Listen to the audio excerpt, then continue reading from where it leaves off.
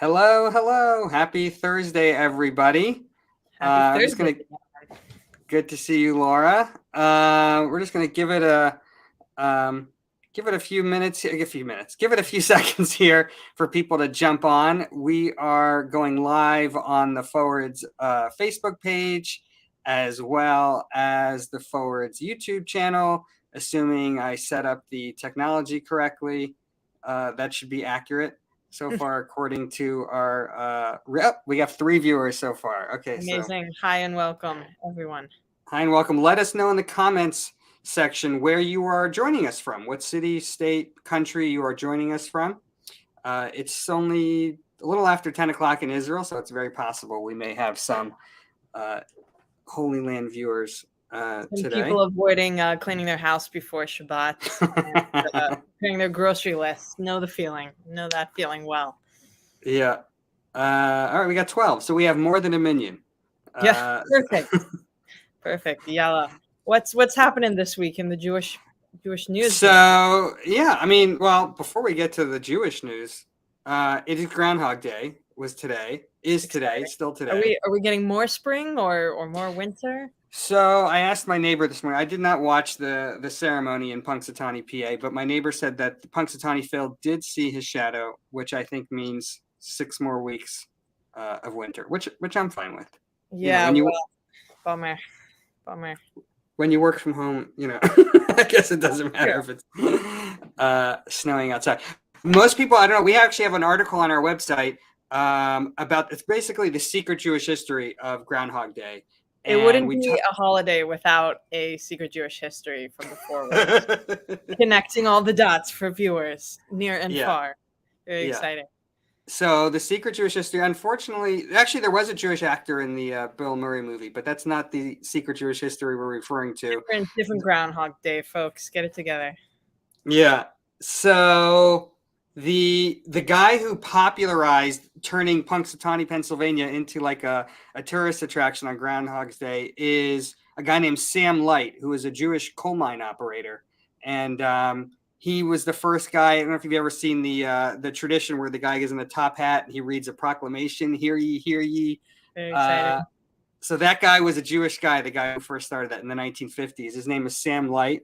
And there's a long tradition of Jews in Punxsutawney, PA. We actually have a story on our site today about the Jews of Punxsutawney, PA. So long history of Jews wearing hats. Also, that also black hats. Black hats, yes, very on brand. Yes, very exciting. Yeah, cool. So let's talk about some news. Did someone else do an anti-Semitism, Benyamin? Say again? Did someone else do an anti-Semitism? I am sure that in the 2 minutes we have been live, that we've missed some anti-Semitic incident going on. But one story we were tracking this week, I don't know if you remember, Laura, there was a basketball player for the Miami Heat named Leonard, who made news a year or two ago when he was playing a video and he was broadcasting himself playing this video game. And he was saying some anti-Semitic slurs when he was playing this video game, and someone recorded it. It went viral, and the team let him go. And he actually hasn't really played since then. And he gave a really interesting interview this week to ESPN, to a Jewish reporter on ESPN, about the journey he's made since then. And he's spoken at Hillel events, and he's spoken with rabbis, and he's really trying to, repent and learn from his past sins. And it just got me thinking, like we see these stories all the time, Kanye West and Kyrie Irving. We see popular people in popular culture saying anti-Semitic things. And I'm wondering, Laura, what you think, like, is there a way back for people to, to do tshuva, to apologize, or can we ever forgive them? Yeah, it's a good question. I mean, there's like 2 types of this we see in popular culture, right? There's like the Kanye West, Marjorie Taylor Greene, like totally unrepentant, either, avoiding talking about it at all or just like doubling down. And then I think, giving this guy the benefit of the doubt, right? He said he didn't know what the word meant, which I kind of have trouble believing, but okay, fine. He said he didn't know what it meant. It's been a couple years. I understand why we do this whole make the celebrity go to talk to all the Jews and the Holocaust Museum and all this stuff, but it's just kind of this weird spectacle. And I mean, look, if someone says they're sorry and, saying an awful word has an effect, but it's not, it's not violence. It was a one-time thing. I'm willing to, give this guy the benefit of the doubt. But, when it's someone that's totally unrepentant or someone who has a pattern of this that like just gets caught and then doesn't want to have gotten caught, then I feel a little bit more difficult about that. But I don't know. We have like so much actual violent anti-Semitism going on in the world that maybe I just don't have time to like care about someone saying a bad word 2 years ago. How do you feel? Yeah. I think it's important to note the consistency in the sense that, so we have like Marjorie Taylor Greene a year or two ago said some anti-Semitic stuff. And then she was invited to the U.S. Holocaust Museum and she had a tour of the Holocaust Museum and she came out and did a press conference. I'm sorry.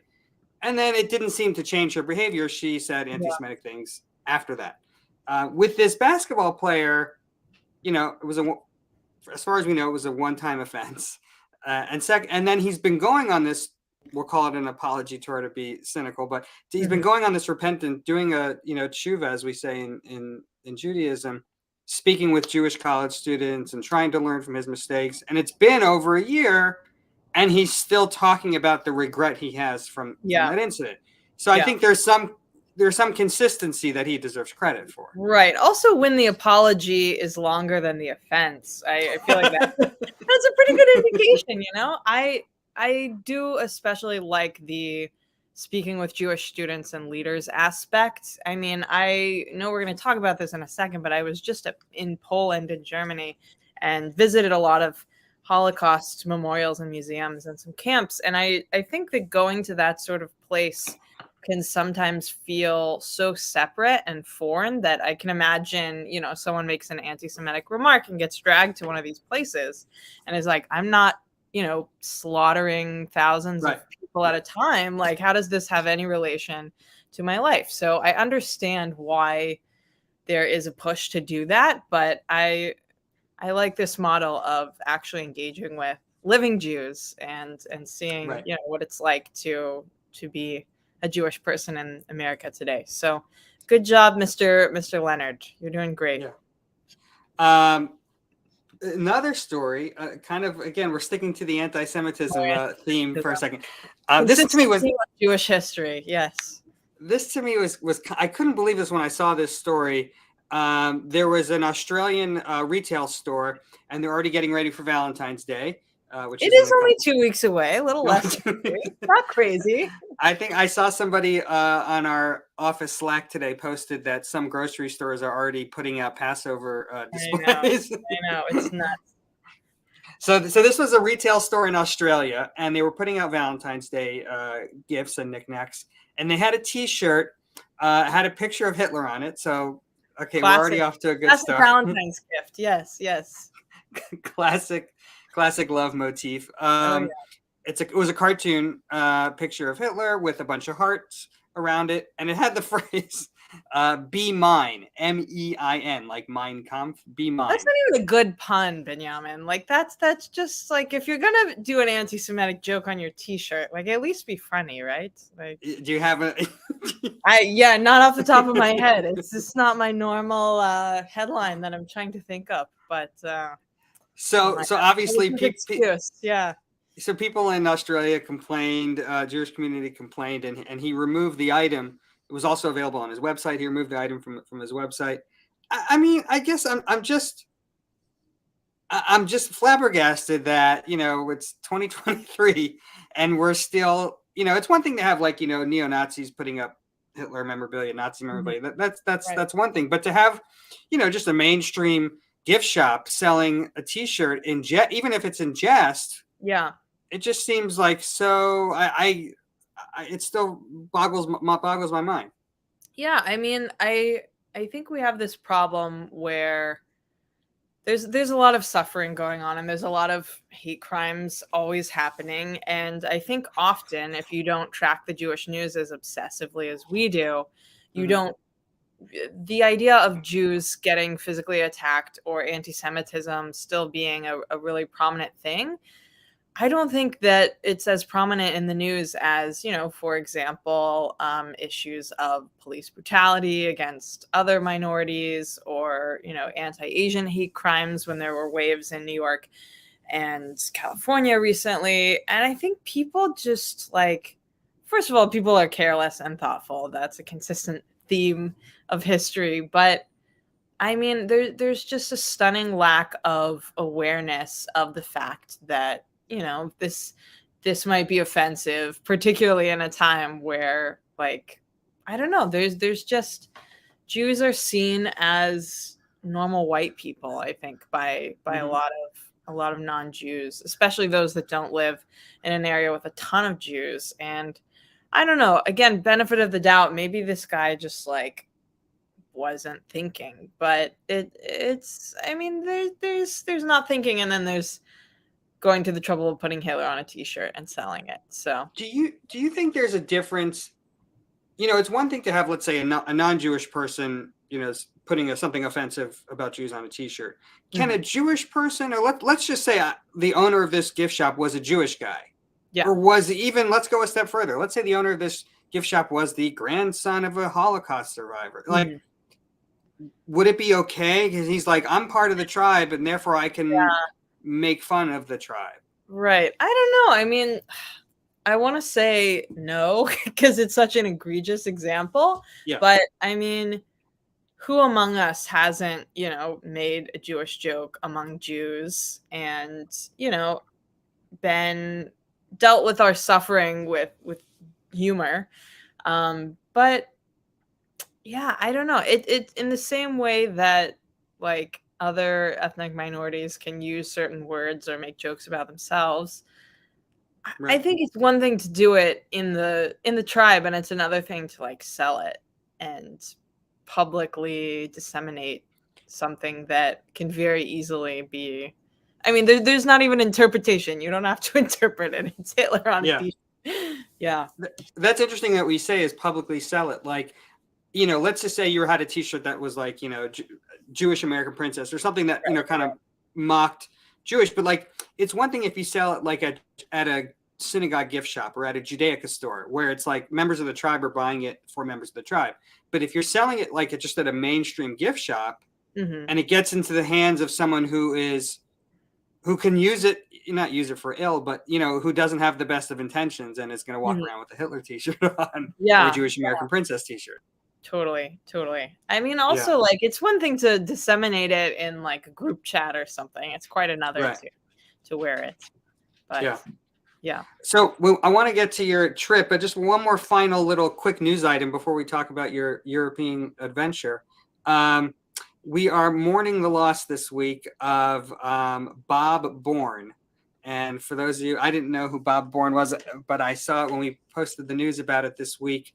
You probably know the thing he helped popularize, and that is Peeps, Peeps, the popular marshmallow Easter candy, which I tried once and was not a huge fan of.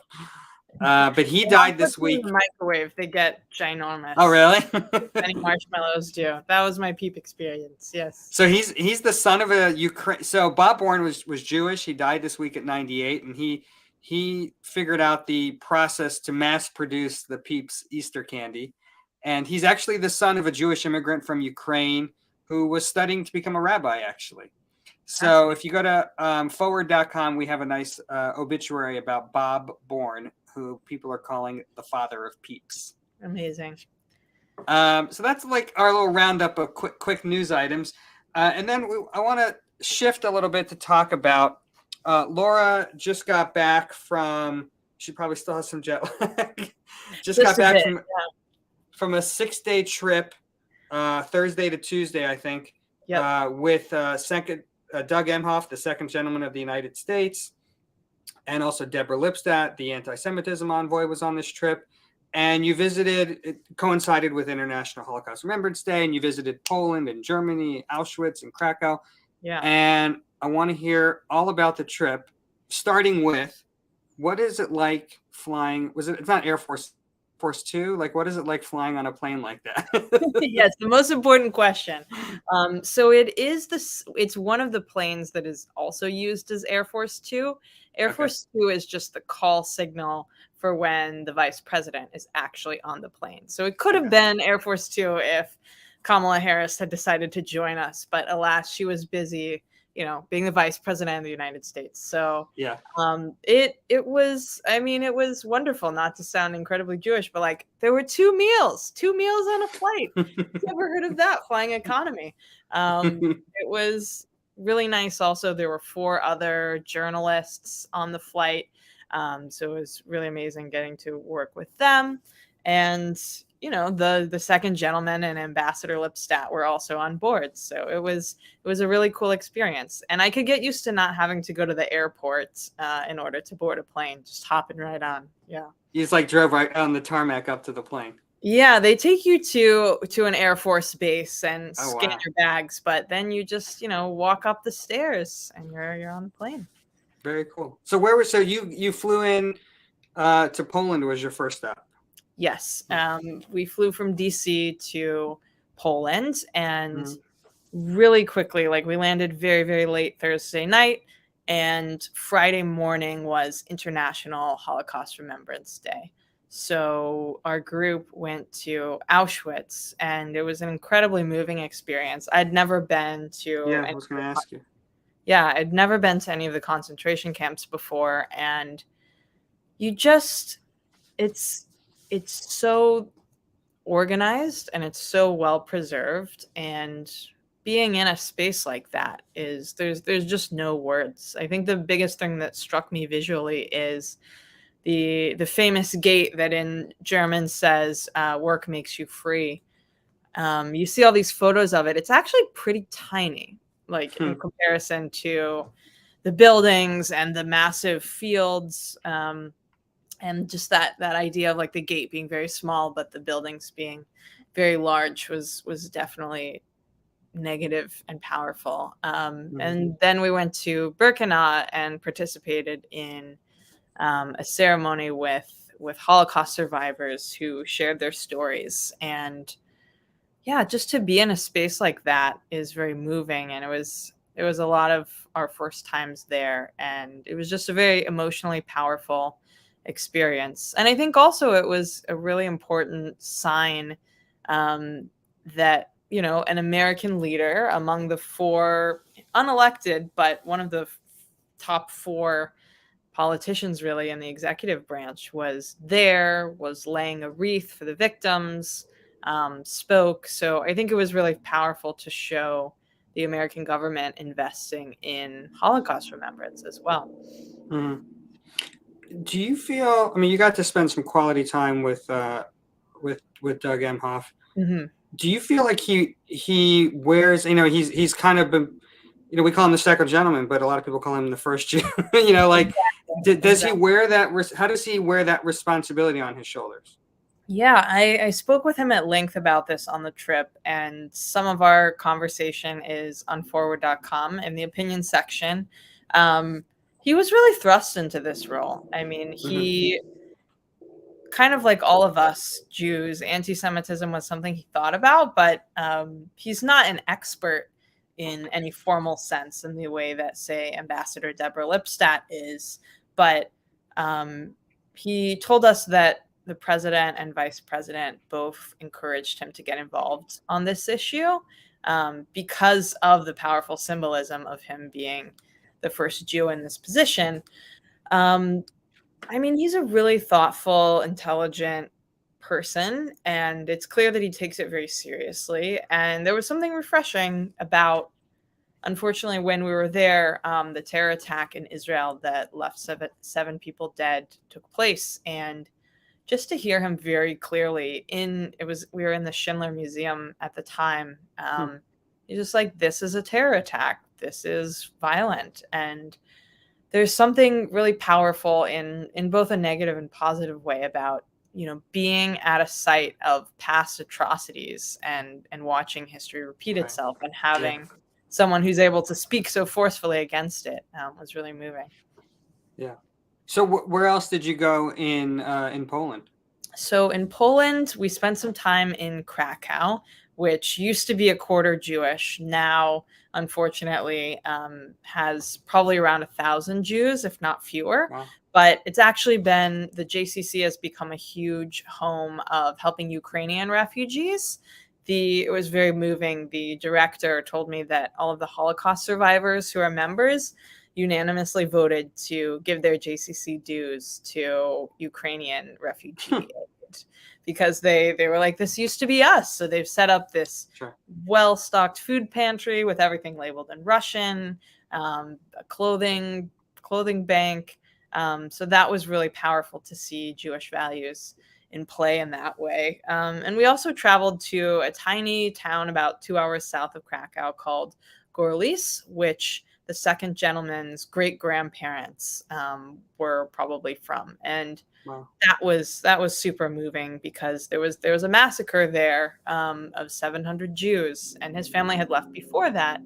And he was basically saying if they hadn't left, like, I wouldn't be alive because basically all the Jews were slaughtered. And it's very powerful. I think he said while we were there, like, people want to know where they're from. And I think in the same way that Kamala Harris has become a huge symbol for women and for Indian Americans and for Black Americans, like, watching the second gentleman as a leader and as a Jew go to this ancestral hometown and like really grapple with the anti-Semitism that happened there.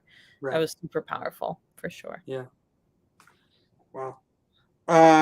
And then you were there for Shabbos. Yes, spent Shabbat running all around Krakow, and then after Shabbat we flew to Germany and spent time in Berlin, where the ambassador and second gentleman took part in basically a ton of conferences with other international folks working on combating anti-Semitism. And we also got to experience a few Holocaust museums in Berlin and Holocaust memorials. Mm-hmm. What was the difference between the Holocaust memorials in Germany versus the Holocaust memorials in Poland?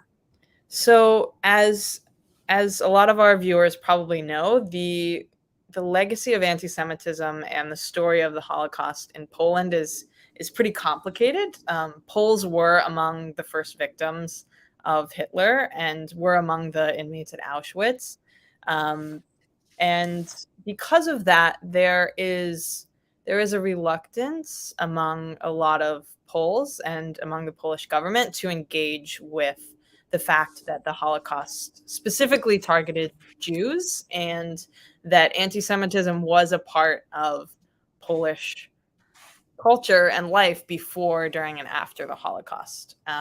There were a lot of Polish righteous Gentiles, and there were also over 200,000 Jews that were directly or indirectly killed by their Polish neighbors. So in Poland, there's definitely a big preservation of the physical history and of the camps. But in Germany, there is a very clear admission of guilt. Like, German society has very clearly grappled with the fact that Nazism and these movements were born and bred in Germany. There's a museum called the Topography of Terror Museum that sits adjacent to the Berlin Wall, on the demolished wall, but the largest section that still stands of it. And it basically gives you a visual timeline of right before the Holocaust to right after, and the trends in German society that kind of enabled Hitler's rise. So Berlin was super moving in a different way. Like, they've also demolished a lot of the sites that they were afraid people might make pilgrimages to. For example, the place where Hitler's bunker was is marked, but now it's, an apartment complex and parking garage. Wow. And the former head of the propaganda arm is now, it's still standing, but it's now a government services building. So there's an acknowledgement of the history of these sites. in a way that was very powerful. And there's no kind of attempt to equate any suffering with the Jewish persecution that happened. Yeah. There are more Jews in Germany now than Poland? So unfortunately, the expulsion and murder of Jews was pretty successful during the Holocaust. So most of the German Jews today, there's not a very large community, but most that are in Berlin today are actually immigrants from the former Soviet Union.